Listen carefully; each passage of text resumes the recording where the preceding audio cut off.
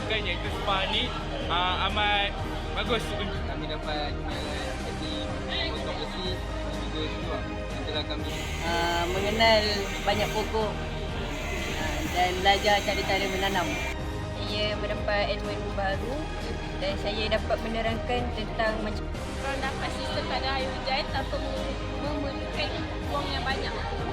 Hujan itu tong simpan itu tong ini I boleh review tanam pokok ke. Sangat bagus sebab dia merangsang daya inovasi pelajar. Desain tu kan, dia lukis, lepas tu dia hands on pun ada, teori pun ada dalam kelas. Jadi